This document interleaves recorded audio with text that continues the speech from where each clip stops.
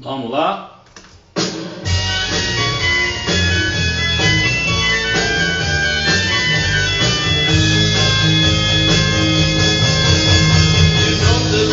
Boa noite, amigos da live do Erlanger. Hoje com o Erlanger, com o Heriberto, eu vou ter que desligar. Meu sonho de consumo era ter um programa de rádio tocando música. Dá pra entender por que eu fiquei surdo. O convidado de hoje é Heriberto Leão, da live com o Erlanger. Espero que ele chegue logo antes que os vizinhos reclamem. Acho que eu vou tirar o som, tá? Ou não? Deixa o som.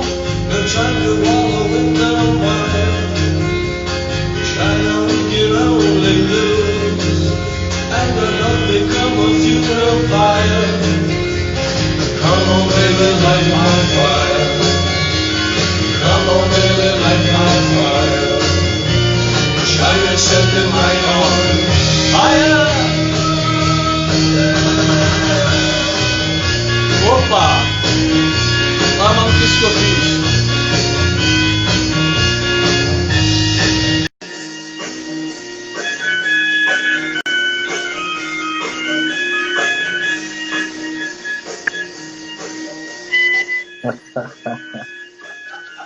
Não resisti, cara. Que maravilha! Nossa, meu sonho, vou desligar agora. Dá uma pena, mas vou desligar. Dá uma pena. Eu achei que ia dar tudo errado, que eu botei o laptop, a caixa de som ali, o meu estúdio, um dia você vai ver as suntuosas condições que tem aqui, fio pendurado, é o maior barato. Mas, cara, o que é The Doors, né? Nossa, meu sonho de consumo, as pessoas já falam muito, eu já rodei por televisão, jornal e tal, mas acho rádio incrível. Eu queria ser o Big Boy da minha... Você não pegou o Big Boy, né? Big Boy. Não, me explica. Era um Que é? Você vai pesquisar. Ele tinha aos sábados um programa chamado Cavern Club, que era só Beatles. Mas durante a semana, a Big Boy apresenta musical, show mundial, era rádio mundial. E o programa era esse, entrevista, música.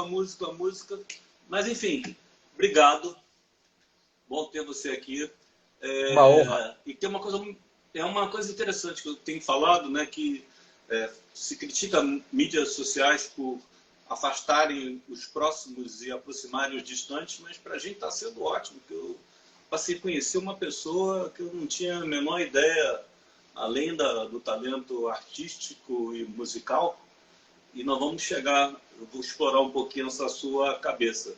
Primeiro aqui tem um pedágio que é você contar a sua história de vida, de onde você veio, sua família, começou com a música. Vamos lá, abre seu coração. Bom, em primeiro lugar, eu sou um seguidor do Marshall McLuhan. E eu acredito que todo esse nosso avanço tecnológico... Eu vou falar da minha história já, mas Claro. Todo esse nosso avanço tecnológico tem os dois lados mesmo, entendeu? Como ele mesmo fez uma analogia, em alguns apócrifos de algumas palestras que ele deu, sobre alienação e consciência. Então, são os dois lados combatendo nesse campo de batalha que é essa grande rede, que é essa aldeia global que se formou. E nós aqui conversando, ouvindo Doors. Eu sou teu fã, eu tenho acompanhado as suas lives, eu estou aqui nesse teu cenário, para mim, é um grande prazer, que eu adoro esse teu cenário. Eu já dei até print para ficar vendo o que tem lá atrás e tal, aproximando. É muito bom. É a prova, entendeu? Entre tantas outras provas, de que esse avanço tecnológico nos ajuda e nos vai ajudar muito. Mas nós temos apenas que misturá-los a outras sabedorias, talvez mais antigas e ancestrais, que nós estamos esquecendo, né? Mas voltando à minha história... Não. Já que você falou no McLuhan, uma coisa assim, além dele ter inventado a expressão aldeia global, ele que veio com a história brilhante que o meio é a mensagem. O meio é a mensagem. Eu tô com um pensamento meio doido durante essa pandemia, vendo essas experiências, vendo essas experiências que seus colegas têm feito de teatro online e tal. Eu acho que a mensagem está virando meio. Está meio que dando uma cambalhota. É muita pretensão minha. Não, total. Eu sempre meditei. Eu estou aqui com o livro dele, né? Na verdade, o livro eu descobri há pouco tempo. Quer dizer, quando eu comprei esse livro há alguns anos, que ele fez uma brincadeira. O meio é a massagem. E aí dentro que ele fala que o meio é a mensagem. Ele faz uma brincadeira. É um livro meio pictórico, assim, tem várias imagens, é muito interessante. Eu aconselho. Tá aqui o dedo, ó. Ele prevendo já o dedo que ia Digital. fazer toda a comunicação. Tá aqui o dedo dele também. Eu meditei muito sobre essa frase. Se o meio é a mensagem é o meio, né? É uma coisa só. Então, realmente, você tem razão nisso. E eu estou fazendo também um espetáculo que vai estrear agora dia 3 ou dia 5, que se chama O Astronauta. Né? Um texto do Eduardo Nunes e direção do Eu ia Júnior. encerrar a entrevista com ele, mas fala logo sobre o Astronauta. Não, então, porque é essa constatação que você fez mesmo, e que eu concordo, de que se o meio é a mensagem virou o próprio meio em si. Né? Então, tem uma linha tênue para a gente compreender o que esse meio está querendo dizer para a gente. E eu acho aqui, modestamente, humildemente, que uma das principais coisas é que nós podemos ser muito próximos, que nós podemos estar próximos em qualquer lugar, a qualquer momento.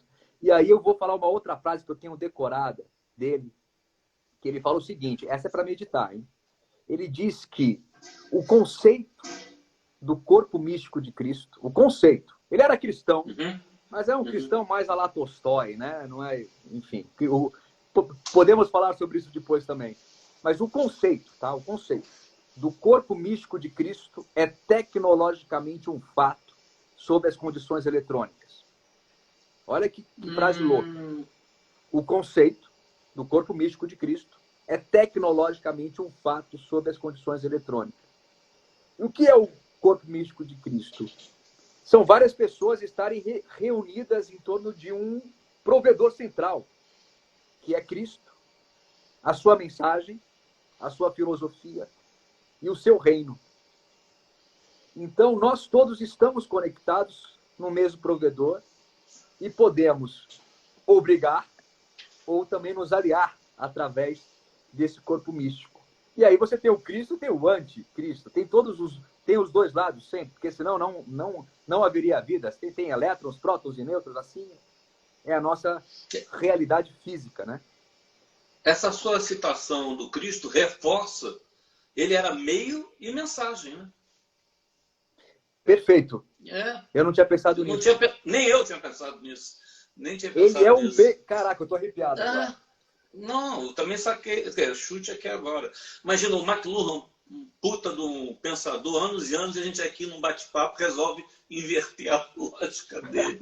Mas acho que é isso mesmo, né? A roda fica girando. Mas vamos lá. Infância, família, de onde você veio e para onde você vai?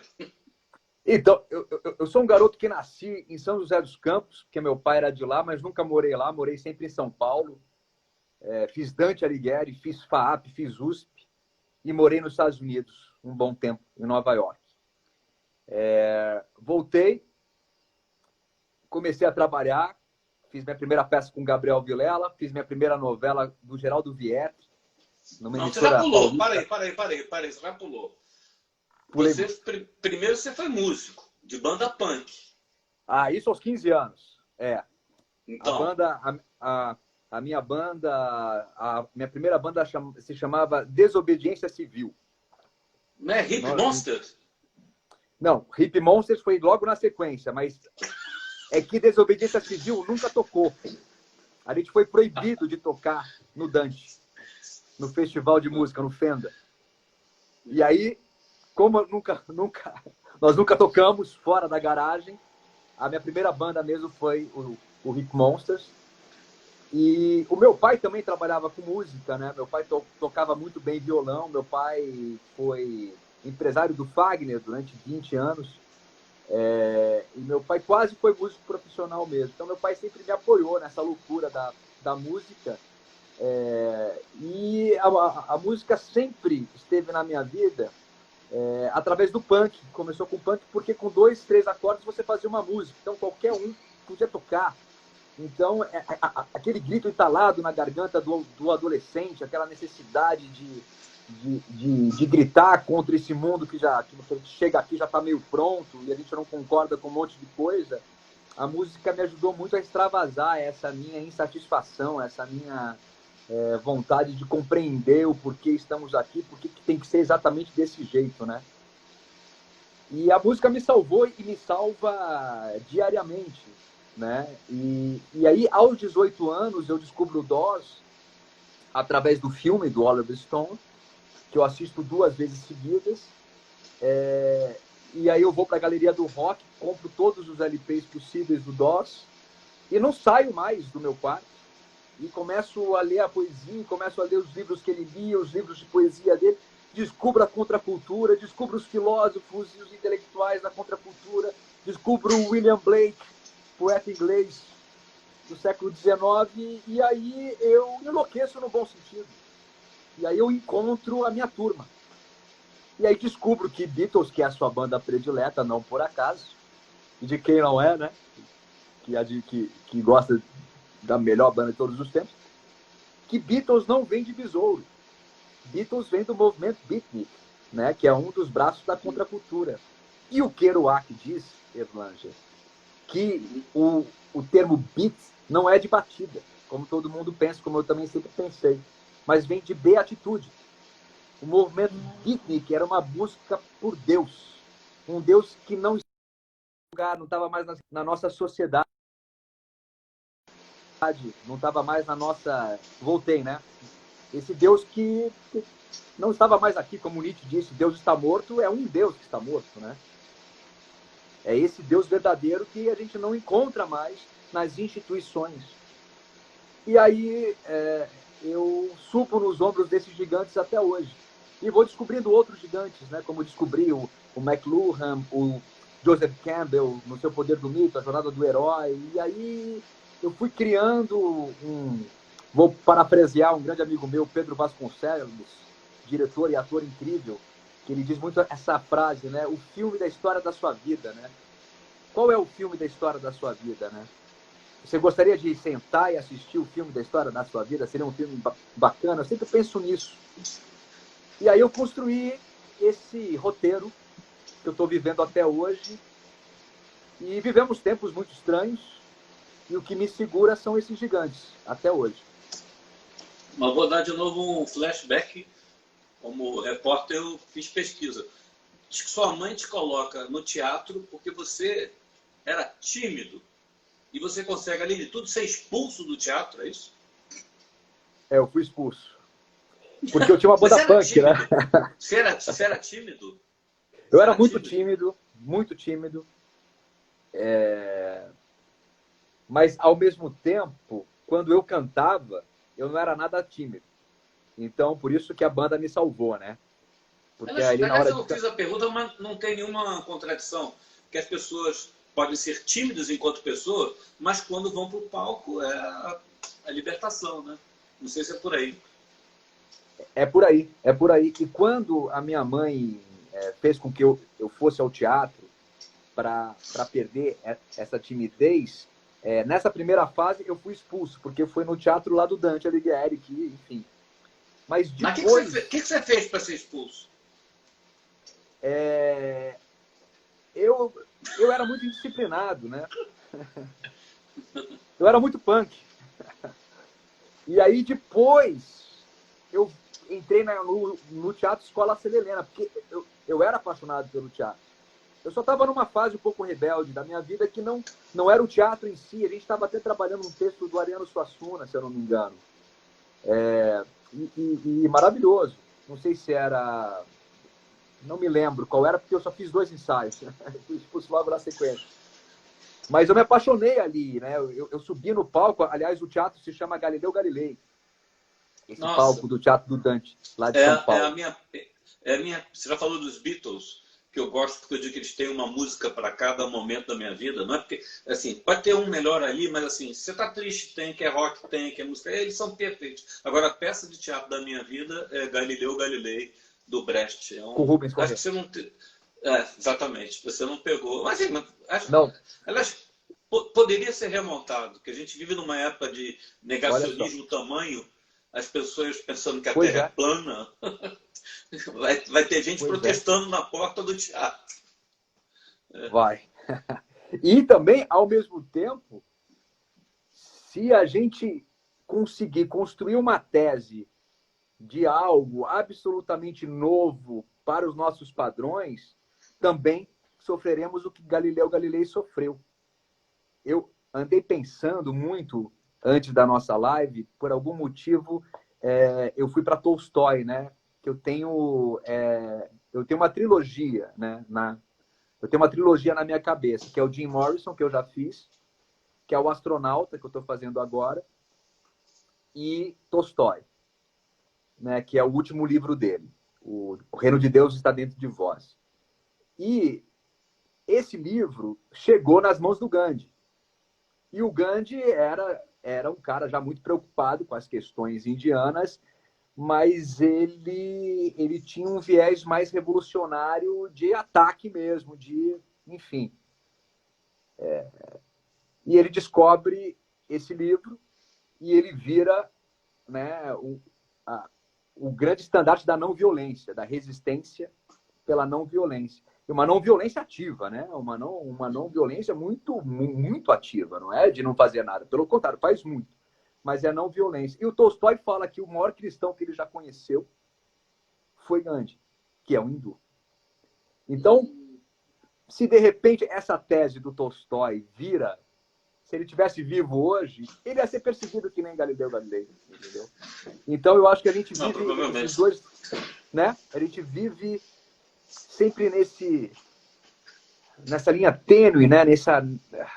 Enfim, o precipício embaixo, buscando a evolução humana. Mas há uma resistência muito grande a ela, né? E por isso que eu gosto muito de uma frase do William Blake que diz que oposição é a amizade verdadeira. Porque se eu estou aberto ao diálogo com você e você tem que seja 1% de algo que eu não tinha pensado antes, e eu não concordo com você em 99%, mas esse 1% pode ser a grande mudança na minha visão de mundo, pode modificar tudo. Eu tenho que estar aberto a você, eu quero te escutar, mas com amor. E isso é muito difícil. Eu acho que a gente está vivendo um período de que intolerância, a gente precisa né? resgatar os gigantes. Não, mas duas coisas que me passaram pela cabeça, assim. Do Galileu Galilei, que países como o Brasil, vivem atrás de salvadores da pátria, grandes líderes, né? Quando ele, lá no julgamento, ele dá um jeito de dizer que a Terra não se move em torno do Sol, ele volta e o discípulo dele, Andréa, fala: como é que você pode fazer um troço desse? Que decepção. Aí ele fala: é triste um país que não tem heróis. Aí ele responde: não, triste, pobre é um país que precisa de heróis. Eu acho essa frase super atual, porque a gente fica atrás do salvador da pátria e não é bem por aí, né? E tem a ver com o título do livro do Tolstói, porque se o reino de Deus está dentro de vós, ou seja, dentro de nós, está dentro de nós, está dentro de mim, está dentro de você, está ao nosso redor o tempo inteiro. Você não precisa de heróis, você é o seu próprio herói. Aí vamos para o Joseph Campbell, A Jornada do Herói, que é um livro que é base para qualquer roteirista, né? Quando está estudando e está se iniciando na arte dos roteiros, e que é um filme da história da vida de cada um de nós. Todos nós somos esse herói, esse protagonista dos nossos filmes. E eu penso muito isso também. Eu penso que os grandes mestres, tanto da literatura quanto os espirituais, da filosofia, etc., eles vieram trazer, né, eles trouxeram para a gente elementos para que nós possamos ser como eles. E essa é a grande alegria, a grande beleza dos livros, da música. Pô, você escutar, né, uma música, um clássico, e saber que os caras estavam gravando lá no estúdio, que é a voz do John, do Paul ali, aquilo muda seu dia, aquilo te eleva, é um culto. né? A arte é um culto. Né? E tem uma coisa, e tem uma coisa meio subjetiva, porque eu imagino, quando eu estou ouvindo, que existem muitas outras pessoas, não naquele momento, mas que estão no mesmo astral que eu estou quando eu estou ouvindo Sim. determinada música. Agora, isso que você falou da amizade, acho que também vem muito a calhar que a gente vive um período de intolerância assustador, né? A gente vê famílias se dividindo por causa de discussão política. Eu te dizer, não existe nenhum político que me justifique eu brigar com um parente meu. Uma coisa maluca isso. Muito. Vamos voltar para sua carreira? Eu pulei. Aí você teatro, vai para televisão. E aí eu estreio numa novela religiosa da CNT Gazeta, do Geraldo Vietri, do italianinho, o grande Geraldo Vietri, chamado Antônio dos Milagres. Aí eu faço Santo Antônio, que é um grande instrumento do amor, né? Ele é o segundo depois de Francisco na linhagem franciscana. E aí eu, com 22 anos ali, vivendo Antônio, eu tive experiências místicas, sobrenaturais, reais, né? Porque um ator, ele é uma antena, né? Todos nós somos, mas o artista, quando está criando, e quando tem um texto, e quando tem uma equipe em volta, e quando ou está no teatro, ou está num set, acontece alguma coisa misteriosa ali, né? Então, esse arquétipo de Antônio entrou na minha vida. Assim como todos os meus personagens. Eu acho que os personagens, eles trazem skills, habilidades e características que você pode falar, essa eu quero deixar comigo, e outra, essa não. Né? Quando são personagens que são do outro lado, né? Algo que você fala, não quero ser assim, né? E você também aprende com eles. Mas eu tive muitas experiências sensoriais durante essa novela, e na sequência, o Alcides Nogueira, com quem eu fiz Ventania, que foi meu primeiro espetáculo, que foi um grande sucesso, que era uma homenagem ao Zé Vicente, né? De Hoje é Dia de Rock, do Assalto, e com direção do Gabriel Vilela. E aí o Alcides escreveu uma novela chamada O Amor Está no Ar, que tinha um extraterrestre. E eu estreio na Rede Globo fazendo esse extraterrestre. E O Amor Está no Ar.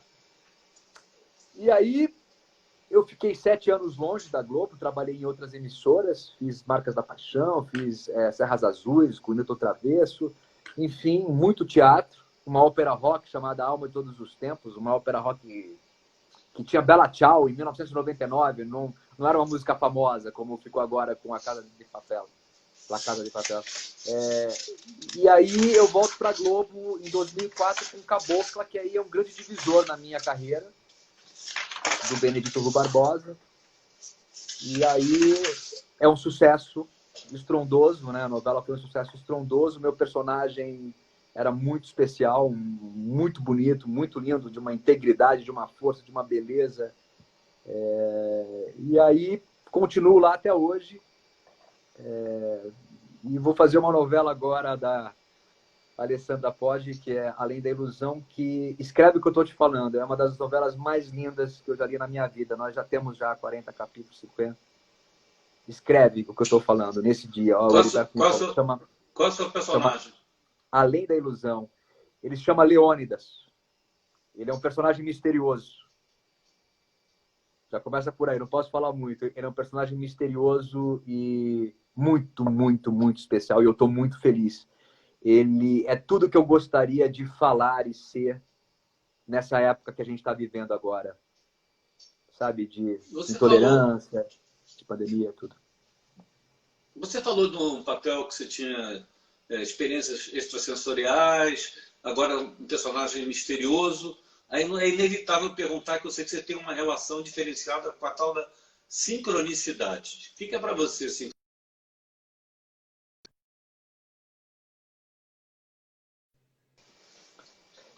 Por exemplo, a internet parar agora nesse momento, que a gente dá uma respirada. O que é sincronicidade para você? Mas só agora para eu entender, foi uma ligação, cortou a transmissão ou apareceu que estavam ligando para mim? Não, só apareceu o negócio rodando aqui, aí voltamos. Alguém ligou para mim no horário da live. Eu tenho que botar aquele negócio de não receber chamada. É. Mas falei, sincronicidade. A sincronicidade entrou na minha vida através de uma sincronicidade. Foi uma coincidência. Eu nunca buscaria a sincronicidade do jeito que eu busco se meu pai e minha mãe não tivessem nascido no mesmo mês, no mesmo ano, no mesmo dia, no mesmo mês e no mesmo ano. Meu pai e minha mãe nasceram no dia 14 de julho de 1944. Minha mãe em Pernambuco, meu pai em São Paulo. E a minha avó, que era uma autodidata em Jung, Dona Lemira, mãe da minha avó, mãe de 20 filhos de Serra Talhada, Pernambuco. Quantos filhos? 20. Eu tenho 18 tios. Caramba. Minha mãe é a mulher mais velha de todas as filhas. Ela ajudou a parir alguns irmãos, para você ter uma ideia. E a minha avó me dizia: não tem jeito, meu neto, você é um filho da sincronicidade. Meus pais nasceram no mesmo dia, literalmente, mesmo ano, se conheceram, se casaram, e você nasceu. E você e seu irmão. E aí eu sempre fiquei muito atento às coincidências. E quando uma coincidência é significativa, ela é como se fosse uma paleta de cor, como se a nossa vida fosse uma tela em branco. E aparece uma paleta de cor que a coincidência significativa te propõe a ser usada. Ou seja, eu posso pegar a coincidência significativa e falar: eu te considero uma sincronicidade, e eu vou pintar a minha tela. É um caminho. Isso aqui tem um significado para mim. E aí, a partir do momento que você faz isso, outra coincidência significativa acontece, e ela vai aumentando, e ela vai se tornando algo que te rodeia o tempo inteiro. E ela é o acaso também. Por isso que eu falei da paleta de cores. Ela é o acaso. Ela é um acaso. Meu pai e minha mãe se conheceram por acaso. Poderiam não ter se conhecido, mas esse acaso fez com que eu estivesse aqui. Então, esse acaso eu posso chamá-lo de sincronicidade, se tem um significado para mim. Então, que o acaso nos trouxe até aqui é um fato. A gente não precisa de um cientista para dizer, né? O acaso nos trouxe até aqui, um Big Bang. Nós estamos aqui, nós somos reais, estamos conversando um com o outro. Agora, se esse acaso tem um significado para você, você o transforma em sincronicidade e você passa a ser um co-criador desse acaso que é o criador de tudo. Nós somos co-criadores desse acaso. Eu entendi. Coincidência é quando algo não dá em nada. Sincronicidade é quando o acaso proporciona um outro fenômeno, um outro encontro, uma outra vida. É por aí? É isso? É por aí. É por aí. Não é bem a sincronicidade do Jung. O Jung era mais o gratuito, né? Ou não? Não, mas aí eu concordo com o Jung também. Esse acaso é tão poderoso e talvez acaso seja Deus. Talvez Deus seja esse acaso que criou tudo. Talvez, eu não sei. Quem sou eu para saber o que é ou quem é Deus, ou, né? Enfim. Eu sei que ele é uma força que criou e que mantém o equilíbrio do universo. Para mim, ele é isso. E eu estou parafraseando o Benedito Rui Barbosa, de uma novela que eu fiz linda dele chamada Paraíso. Meu personagem falava isso no final da novela, e eu nunca esqueci. Eu imagino Deus como uma força que criou e que mantém o equilíbrio do universo. Eu vejo Deus na flor e na beira que suga o néctar da flor para produzir o mel. Eu vejo Deus na natureza, eu vejo Deus nas pequenas coisas, eu vejo Deus em tudo, no universo, na estrela. Ou seja, nesse acaso que fez com que nós estivéssemos aqui. E existe uma linguagem divina, na minha opinião, e que é o que Jung falava. Então, se um paciente dele fala: eu sonhei com uma borboleta, e uma borboleta entra no consultório e pousa no dedo desse paciente, é uma coincidência muito significativa. Existe alguma coisa aí. E isso é um mistério. Há mais mistérios entre o céu e a terra do que sonha a nossa vã filosofia. Se for o acaso apenas mostra que ele é o criador de tudo. E ele nos presenteia, às vezes, com fenômenos como esse, para que a gente se maravilhe perante a criação. Quando Jesus fala que só entrará no reino dos céus quem for como uma criança, e vamos para o Tolstói, que diz que o reino de Deus está dentro de vós, de nós. É porque a criança, na minha opinião, tá? A criança, ela tem esse maravilhamento perante a vida. Eu tenho um filho de 3 anos, né? Pequenininho, um de 9 e um de 3. Aí eu estou passando, eu estou muito aqui na Serra agora, na região serrana do Rio. E aí o meu filho presenciou uma flor brotando, nascendo, se abrindo. E a reação dele era como se ele tivesse visto um anjo com asas na frente dele, uma coisa... E ele viu apenas uma flor desabrochando. Nós perdemos esse maravilhamento quando nós nos tornamos adultos, como nós temos que nos adaptar a essa sociedade, temos, enfim, que lidar com essa realidade humana que nós construímos. E a gente precisa voltar a ser criança e se maravilhar com uma borboleta que pousa na sua mão quando você fala borboleta. Aí você pode falar, só uma borboleta, e fazer assim. Que coincidência. Eu falar, meu Deus, que sincronicidade. Eu acho que a sincronicidade é ver a coincidência como sincronicidade, é enxergar a vida com poesia. E eu acho que o que a gente precisa é enxergar as nossas vidas, a nossa existência com poesia. E é tão difícil, está cada vez mais difícil enxergar assim. Mas a gente não pode entregar os pontos. Como você sabe, a gente passou, eu, minha família, meu segundo casamento, meus filhos, ficamos 1 ano e 2 meses em Portugal. Quando a gente voltou agora, eu me lembro que eu achava, antes de ir, ridículo o carioca bater palma para o pôr do sol. Eu mudei de opinião. É para bater palma mesmo. É para bater palma. É para bater palma mesmo. Assim que puder ir para a rua, eu vou bater palma no pôr do sol. A gente não aproveita assim, a vida, as coisas da vida. Teu filho com a flor, o pôr do sol.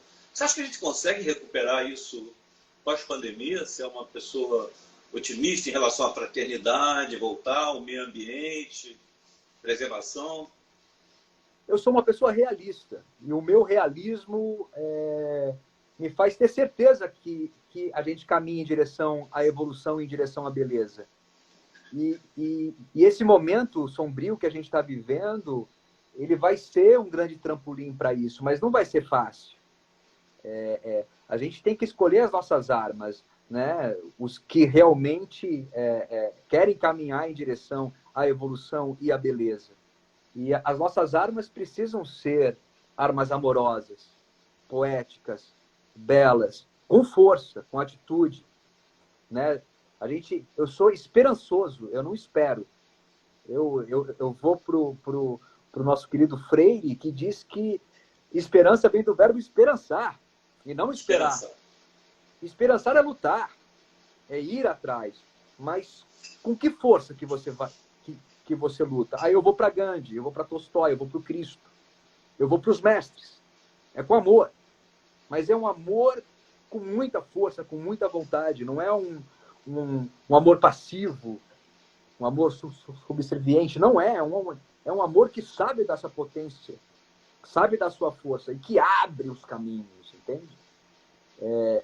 Mas é também uma linha muito tênue, né? Que você sai do amor para algo mais agressivo. Até onde vai isso? É algo que eu acho que é muito difícil, esse caminho para a evolução, mas é inexorável, é inevitável, porque toda a criação caminha para a evolução. Então, vai acontecer, quer queiram ou não queiram, entendeu? E eu acho que a hora está chegando. Agora, eu não sou romântico de achar que vai ser tudo fácil, não, de maneira nenhuma. Mas aí vem o papel da arte, Erlanger, e do jornalismo. Eu acho que existe um link entre o jornalismo e a arte, entre jornalistas e artistas, que quando se forma esse link de uma maneira plena, a gente potencializa tudo. porque a arte por si só, ela tem a capacidade de emocionar o indivíduo. Mas a arte linkada a um jornalismo que está conectado a essa arte, e para isso o jornalista também precisa estar conectado nessa egrégora daquele artista, senão não tem como. Você ama Beatles porque você se conecta ao gênio poético dos Beatles. Não é todo mundo que ama Beatles como você. E o jornalismo linkado com isso consegue levar para muito mais gente, porque o jornalismo forma opinião e leva pessoas a escutarem ou assistirem coisas que talvez elas não assistiriam se não tivessem aquele formador de opinião para falar, presta atenção nisso. Né? Então, por isso que eu sou interessado no Marshall McLuhan, junto com Campbell e junto com os meus mestres da arte, porque ele é o pai da teoria geral da comunicação.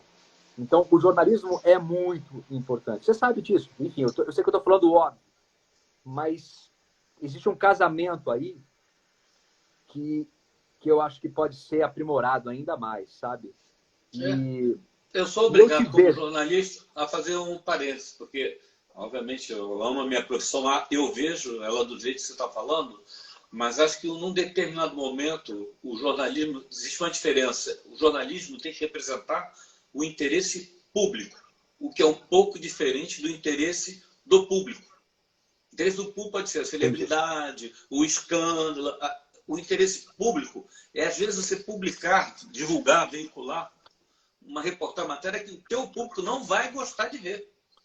Mas é importante que você faça. Sim. E eu acho que a gente andou patinando nesse caminho e a pandemia trouxe de volta, infelizmente, para a pandemia, o papel de interesse público e não do Sim. público. Né? Concordo com você. É um detalhe diferente. Só falei porque eu achei tão bacana você nos colocar no patamar dos artistas, eu nunca tinha pensado nesse aspecto. Fala em mais autores que mexem com você. Já falou em Tolstói, em Huxley? Eu gosto muito de ficção científica, gosto muito do Arthur C. Clarke, do Isaac Asimov, e 2001 para mim é uma bíblia, né? Tanto o livro quanto o filme do Kubrick, né? Que eu sei que você é muito fã e entende muito de Kubrick. O fato, né?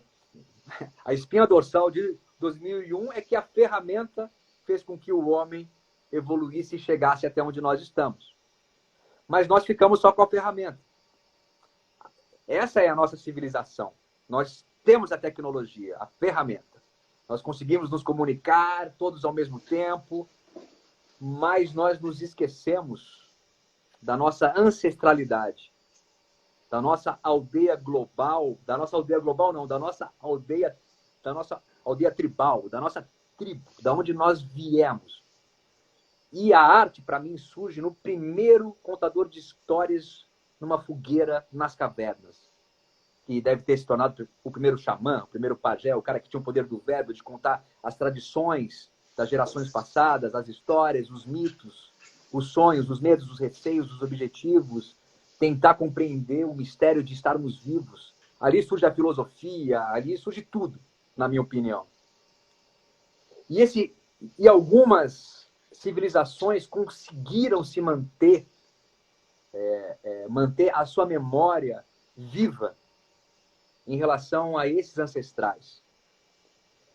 E aí a gente tem, por exemplo, todas as etnias indígenas do Brasil, a quantidade de mitos, de histórias, de conhecimento de plantas, de conhecimento de como os astros funcionam, das estações do ano, da Terra, de Gaia. Né? A hipótese de Gaia já é uma ciência. Fala mais sobre ela. Essa hipótese de Gaia, que a nossa ciência já considera muito plausível, né? Já tem uma linha, e é a minha linha, né? Que tinha Darwin e tinha Wallace, né? Eles eram meio rivais. Aí de Wallace vem um outro que, se eu não me engano, é o Lovelock, ou Lovelock, que eu sou geminiano, eu sou um generalista também, eu sou meio jornalista nesse sentido. E eu estou lendo um livro agora que me ensinou mais ou menos isso, que chama Aqui na Terra.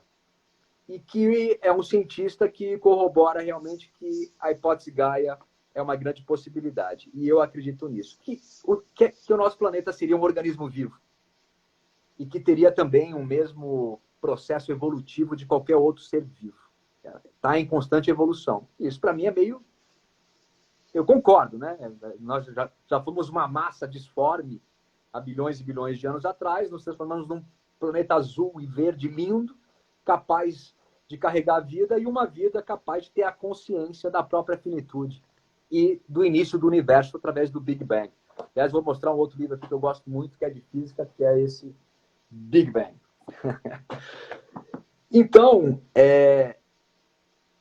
a hipótese de Gaia... O Big Bang é o maior acaso de todos os tempos. Né? É o maior acaso de todos os tempos. Há uma teoria de que existiram bilhões, trilhões de Big Bangs que não deram certo, e esse deu, por acaso. E aí estamos aqui. Então, que o acaso é Deus, e que o acaso é sinônimo de sincronicidade, depende de nós. Aí pode ser a fé ou pode ser a sua razão. A fé e a razão caminham juntas muitas vezes, por mais que hoje não se acredite muito nisso. Mas a sincronicidade, ela dá uma racionalidade à minha fé, no meu caso pessoal.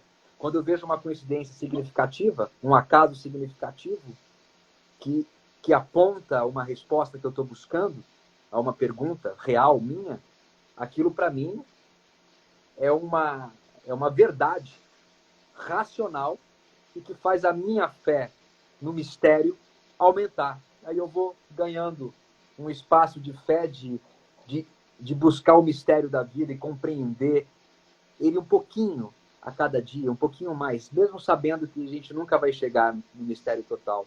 Mas o caminhar já é a grande beleza. Mas Gaia... Eu te interrompi, você está... Gaia, exatamente. Gaia... Exatamente como falam os portugueses. É como várias civilizações antigas viam a Terra. A Terra era adorada como a grande mãe pelos pagãos. Nós aprendemos isso na escola. E nós perdemos essa conexão com Gaia. Que seja um mito. Não é o que eu penso. Eu penso que é.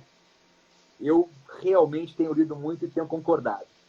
Mas mesmo que fosse um mito, nós nos desconectamos da Terra a tal ponto que hoje sofremos de uma arrogância tão grande, achando que nós somos o centro de tudo, né? É o antropoceno, né? Que o homem modificou absolutamente tudo.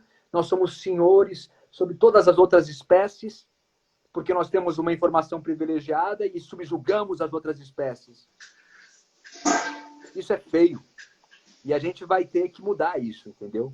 Porque nós somos um com todos. Nós precisamos de todos os seres vivos, dos insetos aos pássaros, aos micróbios, aos vírus, inclusive. Mas essa desconexão é tão grande que a gente está doente. Então, é um momento da gente realmente refletir a respeito de tudo, da nossa relação com esse planeta. Seja o mito de Gaia, seja a realidade de Gaia, mas ele é ou não é a nossa mãe? Quem nos dá alimento? Quem nos dá abrigo? Quem nos protege dos raios solares, do frio constante, das calotas que poderiam estar congelando tudo se não fosse todo o sistema da nossa atmosfera? Nossa Terra é linda. O que é uma cachoeira, um rio, um mar, o pôr do sol, no arpoador em Ipanema, no posto 9. Que pintura é essa diária que nós vemos? Então a gente tem que bater muita palma, a gente tem que reverenciar esse planeta. E eu acho que essa é um dos caminhos que vai fazer com que a gente dê um salto. E eu penso também que a gente vai... Quem tiver conectado com Gaia vai estar protegido. Agora, os índios já falavam sobre isso. Sem querer puxar para o realismo racional, esse desamor pela terra, pelo meio ambiente, a gente ter a noção de que a gente é um pedacinho disso tudo, é muito pelo capitalismo selvagem. Você acha que essa solução vem por uma lógica filosófica ou pelo caminho da política? Eu acho que a gente precisava chegar onde a gente chegou. Nós precisávamos ter esse avanço tecnológico que nós tivemos e, por algum motivo, o capitalismo era o único sistema, talvez, que pudesse... Não, com certeza, nós só estamos aqui desse jeito por conta do capitalismo. Os problemas eu falei do selvagem. Sim, do selvagem. Capitalismo. Não. O Gustavo Franco, que é um excelente economista, diz assim, vamos parar para pensar, não tem outro modelo. Até a China é comunista, é capitalista. Não existe outro modelo, mas selvagem é um pouco demais, né? É engraçado me ver uma coisa, claro, aí é o erro do exagero, né? Porque aí vem a ganância, aí vem a arrogância, aí vem o despreparo que nós tivemos com os avanços materiais que nós conquistamos, com o conforto que nós conquistamos, né? Imagina, há 300 anos atrás, alguém imaginar que você pegar uma comida, você vai para a cozinha, abre a geladeira, tá tudo lá prontinho para você, geladinho, você come o que você quiser, bebe água limpa a hora que você quiser, vai no banheiro, dá descarga, parará. Se bem que no Brasil temos muitos problemas de saneamento ainda, infelizmente, mas o capitalismo trouxe isso tudo, e isso trouxe o quê? Nós somos mimados, todos. E esse mimado em excesso faz com que determinadas pessoas que não são tão firmes, né, na sua integridade poética, espiritual, ou não precisa nem ser espiritual, na sua ética, se percam, né, e acabem virando esses selvagens. Mas eu acho isso um desaforo aos verdadeiros selvagens, que nós chamávamos de selvagens, que são as civilizações antigas, entendeu? Selvagens somos nós, esses capitalistas, que têm essa visão.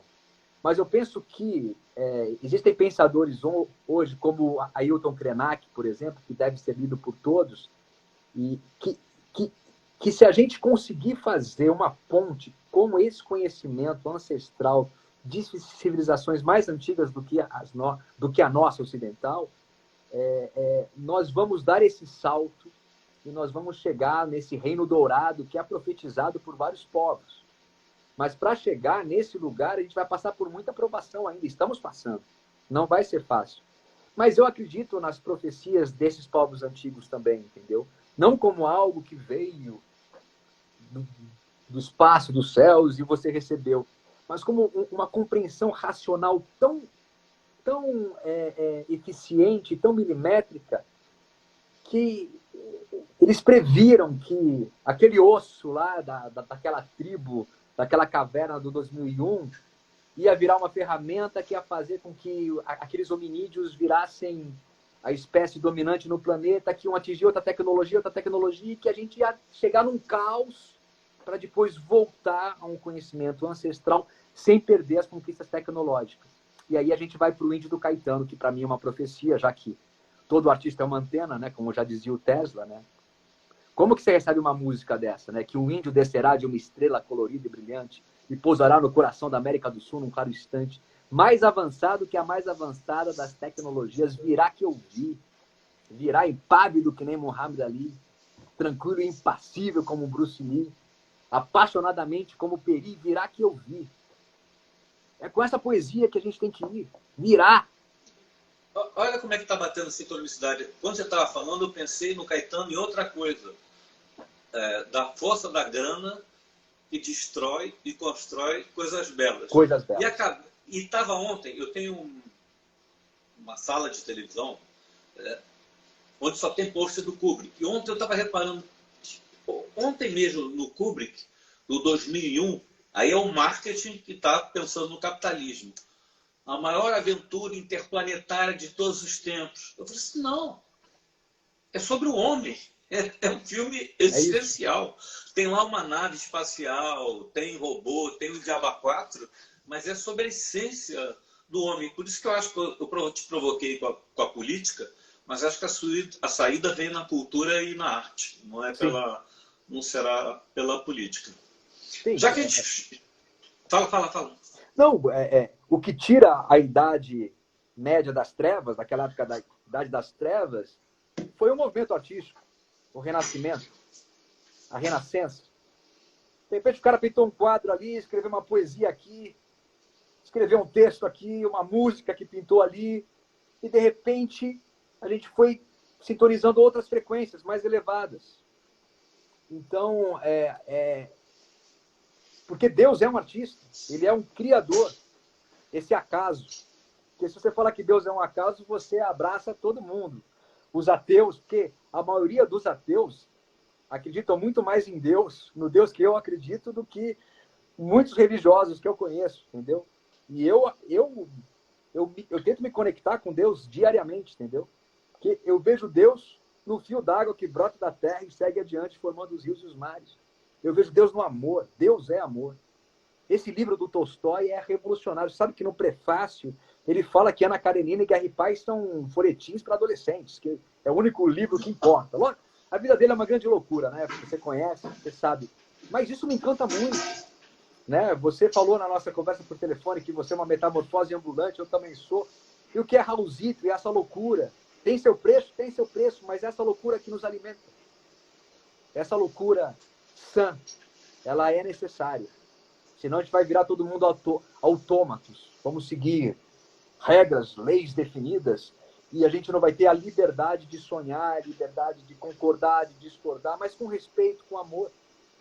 Né? Belchior e Raul tiveram umas rusgas, e foi tão respeitosa essas rusgas que ninguém nem sabe que eles brigavam, entendeu? Era através de uma música, né? Até o Belchior e o Caetano, né? Ele manda uma mensagem numa letra de música, aí é que nem um repente, né? Eu não concordo com você, te manda uma poesia. Lennon e McCartney também tiveram. Lennon e McCartney. Você tinha até briga de casal, Heriberto com a, meu Deus, com a... Heriberto Martins e a Dalva. A Dalva de Oliveira. Dalva. E é o seguinte, dane-se as brigas deles, o resultado artístico e cultural era uma coisa grandiosa. Porque as armas eram poéticas. Existia um respeito, oposição com uma amizade verdadeira. E o que a Natasha está falando aqui embaixo, né? O dia que a Terra parou, que era a música do Raul. O Raul previu a pandemia, tá vendo como a profecia faz parte das artes? De onde veio essa música, né? A ideia de que um dia a Terra ia parar, que ninguém ia mais sair para trabalhar. E aí você vê as coisas acontecendo na sua frente, e a arte sendo cumprida, as profecias, livros, o McLuhan, entendeu? Sendo cumprido. Aí você fala assim, poxa, é com esses gigantes que eu vou. E eu sinto falta da gente discutir esses gigantes, entendeu? Eu acho que a gente está numa conversa, enquanto sociedade, que pode ser muito mais evoluída. Agregar muito mais pensamentos. E os gigantes estão meio esquecidos aí no passado. Eu acho que a gente tem que resgatar esses caras, entendeu? Por que eles vieram? O meu ranço, digamos, de repórter de política, embora apaixonado por cultura, você vê que, por exemplo, a vitória do Biden sinalizou um pouco nesse caminho. Ele é um político sem graça, não tem carisma, não tem nem longevidade, né? É uma renovação com 78 anos, mas qual foi a aposta que ele fez? No encontro, na fraternidade, na união.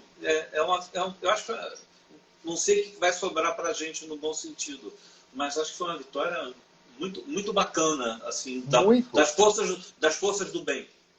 É o que ele representa, é o que ele representa nesse momento. Ele representa esse esperançar, né? Essa esperança de que o amor pode voltar a ser uma força dominante no planeta e que a gente pode escolher determinados políticos pela quantidade de amor que esse político exala do seu coração, sai do seu coração.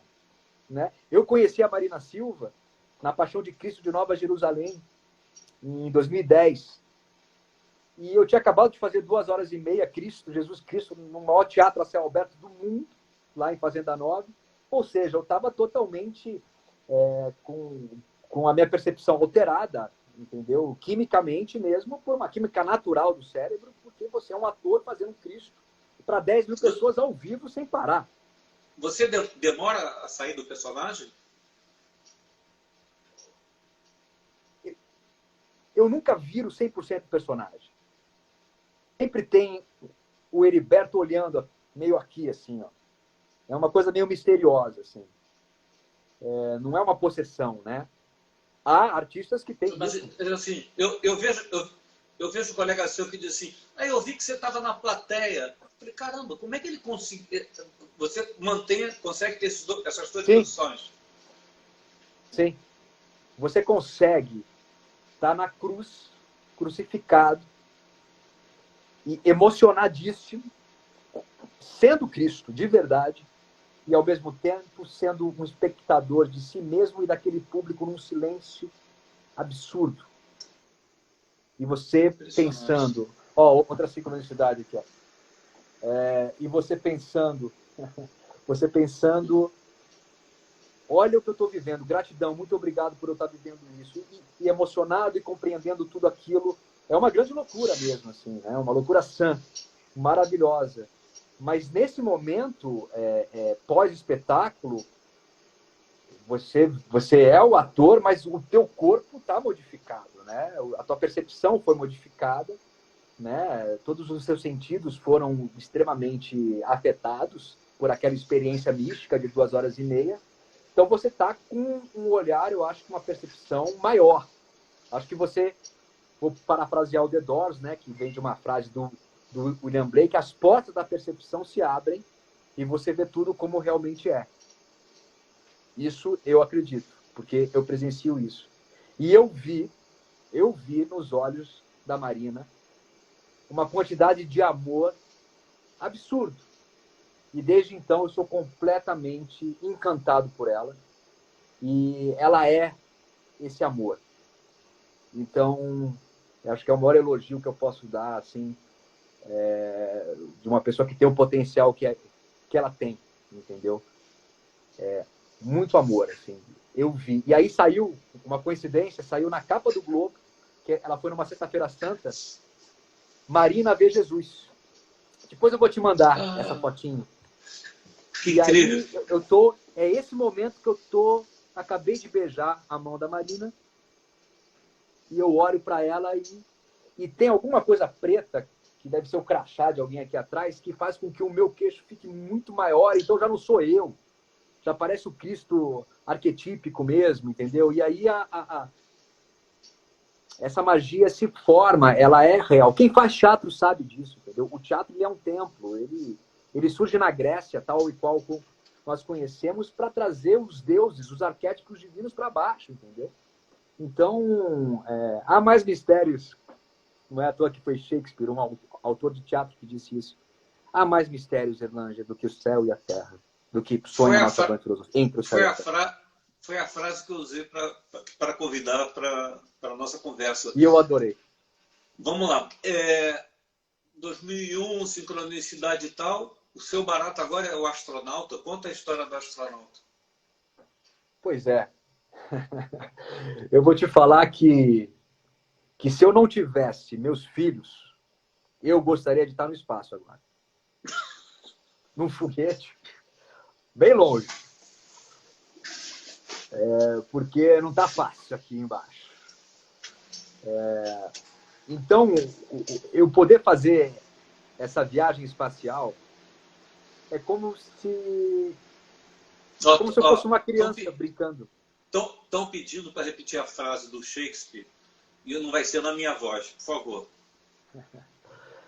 Há mais mistérios entre o céu e a terra do que sonha a nossa vã filosofia.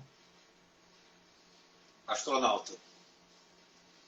E aí vem esse mistério, mais um mistériozinho, meu, pequenininho, mas dessa peça acontecer exatamente durante a pandemia. Nós estávamos ensaiando e paramos de ensaiar, acabou tudo, né? Lá, 14, 15 de março.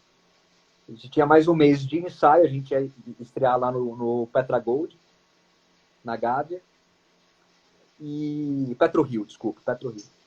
E aí a gente teve que se virar para a equipe continuar trabalhando, né? O patrocinador, enfim, já estava fechado com a gente, graças a Deus, e a gente desenvolveu uma websérie que era o isolamento que antecedia essa viagem espacial. Então, nós fizemos 8 episódios, os 4 mais, acho que 10, não, 8. Os 4 primeiros eu fiz na minha casa, aí no Rio, depois eu vim aqui para a Serra, e aí fiz aqui também. Então, foi um alinhamento, uma coincidência significativa absurda.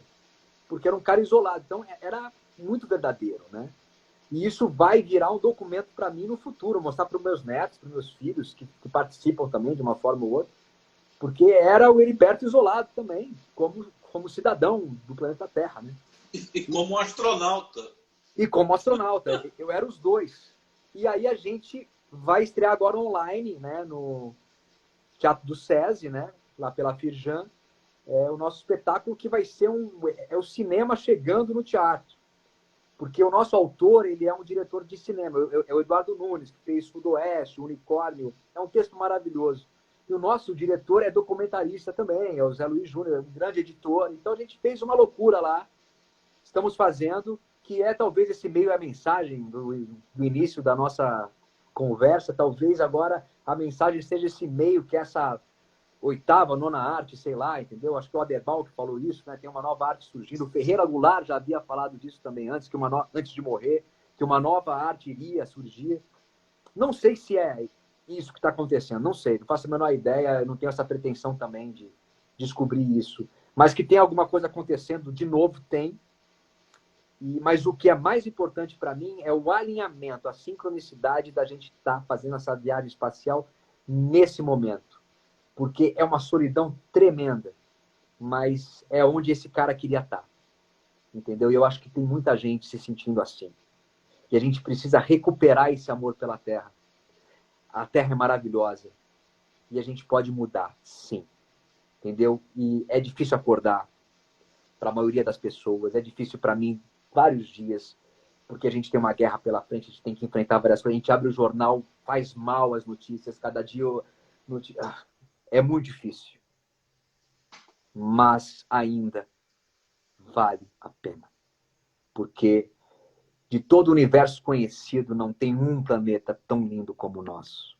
E nenhum planeta capaz de ter vida como o nosso, ainda que nós conheçamos. É uma pérola flutuando no universo, que tem 4 estações, tem um sol e tem uma lua, tudo é dividido certinho. 24 horas o dia. É lindo. E a gente precisa recuperar essa visão. Agora, como vamos fazer isso coletivamente?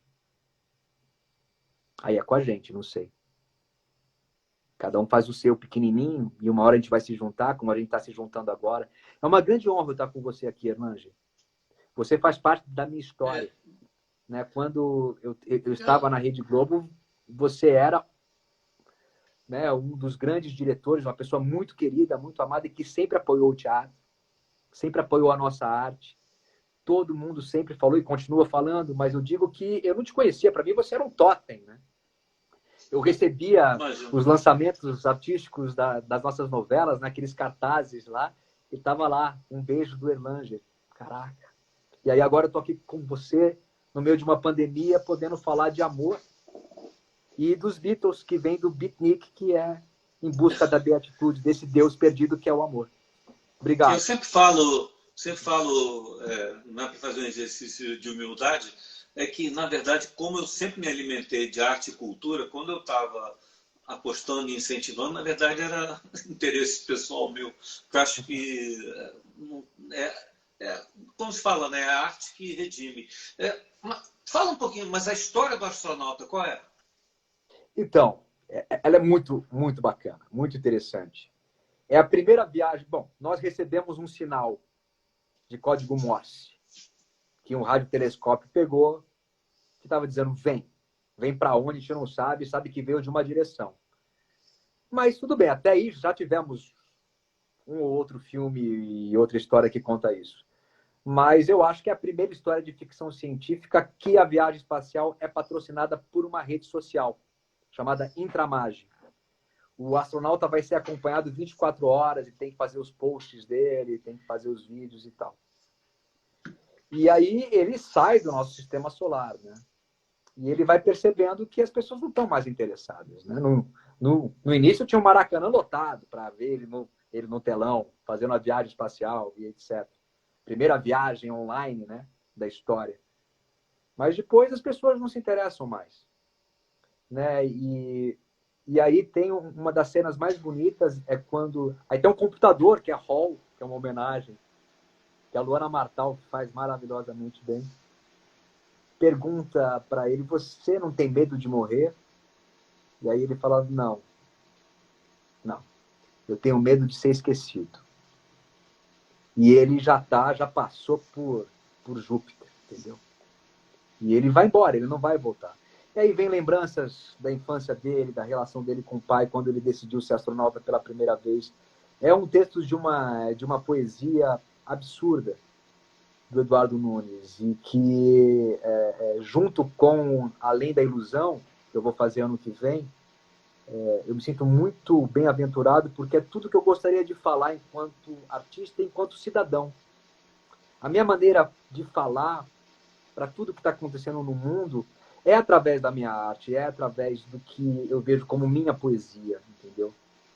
Por isso que eu decoro muito frases dos mestres, porque eu vou falando, eu quero um pouco do Tolstói, eu quero um pouco de Nietzsche, eu quero um pouco de Jung, eu quero um pouco do Campbell, eu quero um pouco de Cristo, eu quero um pouco daqui, dali, e vou formando, né, do Dostoiévski, aquela frase dos irmãos, e aí eu vou formando a minha rede protetora para eu poder continuar acreditando que, mesmo sendo uma areiazinha, um grão de areia, eu posso fazer a diferença, nem que seja para minha família, ou para um público pequeno, ou para um público maior, ou, sei lá, para um movimento que pode surgir, que eu posso fazer parte, entendeu? É isso. Eu acredito muito na humanidade. Eu não vou resistir ao comentário que um amigo como o nosso Wagner assim, botou Wagner, aí. eu sou muito fã dele, muito. Quem botou que a gente tem um bromance, que nem o Obama e o Biden, mas ele fez um papel de mau caráter, um jornalista vilão, horroroso. Você se sente mal quando faz um papel desse ou tira de letra? No momento que eu estou fazendo, eu me sinto mal. Me sinto até um prazer. Nós somos os dois lados, né? Mas a gente escolhe, né? A música do Roberto fala isso, né? Se o bem e o mal existem, você pode escolher, entendeu? E aquele personagem escolheu o mal. E aí é até bom porque te dá um alívio. Que nem quem gosta de luta marcial, né? Ficar socando um saco de boxe, você libera a tua energia. Também a gente não é eu não sou Gandhi, eu não sou Tolstói no final da vida, eu não sou Cristo. Eu sou um ser humano cheio de... Eu tenho meus impulsos também, né? E o astronauta, por exemplo, ele tem momentos de ira gigantescas. Né? Até Cristo também tem esse momento de ira. E aí, quando você faz um vilão, como esse do Menina Índigo, que é um filme lindo, né? O Wagner é um instrumento, né? Você foi um dos produtores do filme, aliás. Tá vendo? Assim, eu sou um ateu com espiritualidade. Religiosidade tem nada a ver assim. Aí o Wagner me seduz. Quando eu vejo, eu tô nos projetos dele. Erlanger, eu conheci o Saramago. Eu fiz o Evangelho segundo Jesus Cristo. Conheceu? Estreamos no Sesc Vila Mariana, em São Paulo, de direção do José Posse Neto. Maria Fernanda Cândido, ó que honra, era Maria Madalena. Nossa. Paulo Goulart era Deus, Celso Frateschi era o Diabo e Valdeir de Barros, Maria. E aí... Eu perdi isso. E aí... eu conheci Saramago na estreia. E é como você. É um ateu que tem tanto Deus dentro de si, o Deus que eu busco e que eu busco entrar em frequência, que é outra coisa. É muito belo ver isso. O Nikos Kazantzakis, que escreveu A Última Tentação de Cristo, ele tem um livrinho maravilhoso que chama Ascese, que ele diz que Deus grita desesperadamente dentro de cada um de nós para existir. Ele só pode existir dentro de você, porque o reino dele está dentro de você e de mim. Ele é a gente de uma outra forma e no mistério desse acaso.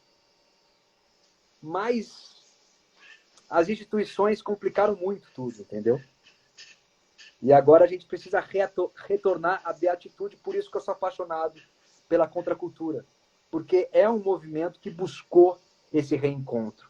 E os erros que eles cometeram serviram para que nós não precisássemos fazer as mesmas coisas que eles fizeram. Está tudo nos livros, né? Kerouac, Burroughs, Ginsberg, todos eles, naquela loucura toda, eles conseguiram pescar pedras muito preciosas. A gente não precisa mais adentrar nesses lugares tão perigosos. A gente pode usar isso tudo. Agora, essa alquimia moderna, eu não sei se a gente... Mas a gente tem o Amir Haddad, a gente tem o Zé Celso, a gente tem o Gabriel Vilela no teatro, a gente tem no cinema o Kaká, a gente tem na televisão grandes dramaturgos, diretores. Eu acho que em algum momento algo pode acontecer e que vai surgir um novo movimento, entendeu? E eu acho que vai ser novo. Não é nada que está aí, na minha opinião. Eu acho que ainda vai vir algo novo e que o Wagner, com certeza, é um dos porta-estandartes, assim, porque ele já está conectado nisso há muito tempo, ele trabalha nisso há muito tempo, e os caras aí, o Mistério, já trabalha com ele há muito tempo, entendeu? É um cara que eu amei trabalhar num grau, sabe? É um dos sete mais lindos do mundo, mesmo eu fazendo esse jornalista que não prestava nada. Eu conheci muito coleguinha parecido com você. Heriberto já falou um texto lindo sobre a Terra, e eu tinha antecipado o convite, que era te ouvir era uma maneira de levantar o astral. Assim, eu queria um texto de encerramento, pode ser uma coisa seu, uma fala sua, o que você tem escolhido, só para a gente fechar, como se falava antigamente, com chave de ouro. Com chave de ouro. Eu achei que eu tinha trazido uma coisa do Pedrinho Vasconcelos que eu li esses dias, que eu achei tão bonito, mas se eu não trouxe, é porque não é para ser ela. A sincronicidade diz que não é para ele ser. Exatamente. Mas o sucesso, ele não é um destino. Ele é uma jornada. E eu li isso numa propaganda de tênis, num momento muito difícil da minha vida. E tinha um maratonista correndo no meio do deserto. E eu ficava meditando, essa frase me fazia bem, e aí até que um dia eu falei, entendi. Ora, se é um maratonista, ele sai de um ponto e vai correr, sei lá, quantos quilômetros corre? 40 quilômetros? Correr muito para chegar no seu destino final. E ele vai passar por um gramado, vai passar por um asfalto, vai passar por uma montanha e vai passar por um deserto. E depois vai pegar um oásis, vai subir a montanha, vai cair, vai descer e vai chegar. Se o sucesso é uma jornada e não é um destino, naquele momento congelado da vida de cada um de nós, se a gente olhar e ver que está num deserto, você vai achar que você está no sucesso ou no fracasso? Você vai achar que você está no fracasso. Que não deu certo. Porque está tudo desértico. Não tem nada. Mas aquilo é um instante, é um frame. Se você é um maratonista, você tem que passar pelo deserto. E, então, você estar no deserto é parte do seu sucesso, que é a sua jornada, a sua bem-aventurança. E aí eu vou parafrasear agora, em vez de citar os grandes mestres do passado, eu vou para um mestre que tem um ano a menos que eu, que é o Pedrinho, que eu ando escutando muito ele ultimamente. Tem me feito muito bem. Felicidade, aqui, ó, a minha esposa trouxe. Oba. Ele fala o seguinte... Sincronicidade. Sincronicidade. A minha mulher, que não costuma assistir minhas lives, porque ela dorme cedo, acabou de entrar aqui dizendo sincronicidade, amo. Então, você vê, as mulheres estão entrando... Tudo é sincronicidade. Ao mesmo tempo, olha que coisa linda. É isso aí. Acabou de entrar. E a André acabou de entrar também, minha amada, para eu poder falar isso aqui. Que sucesso. Porque todo mundo busca sucesso na vida. Nós vivemos nesse capitalismo, certo? Então, mas eu acho que está meio mal compreendido o que é sucesso, né? Então, acho que é bom esclarecer. Mas o Pedrinho, tá? Abre aspas. Mais ou menos isso que eu fico escutando e fico anotando. Sucesso é a felicidade, é o amor, é tudo de bom que uma pessoa pode ter dentro dela. Sucesso é você fazer a diferença na vida de uma pessoa. É ajudar o maior número de pessoas possível.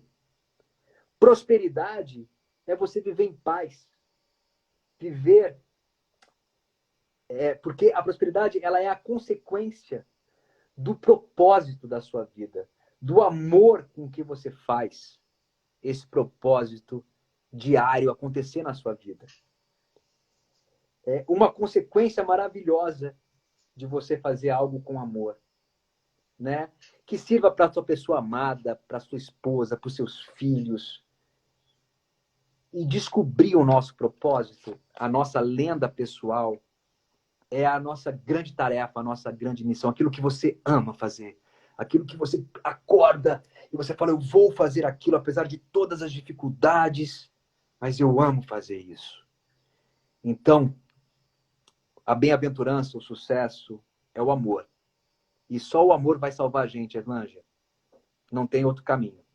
É só o amor. Caramba, olha só, quando eu digo que eu não acredito em Deus, ao mesmo tempo eu acredito nas suas palavras. Então, eu acabo acreditando em Deus. Heriberto, queria te agradecer muito.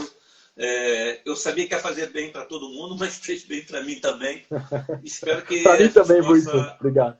Espero que a gente possa...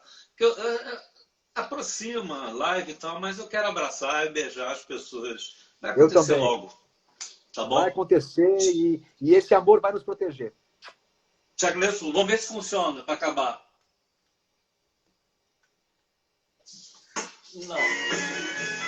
Pô. Obrigadão. Obrigadão, Erlângea. Tchau.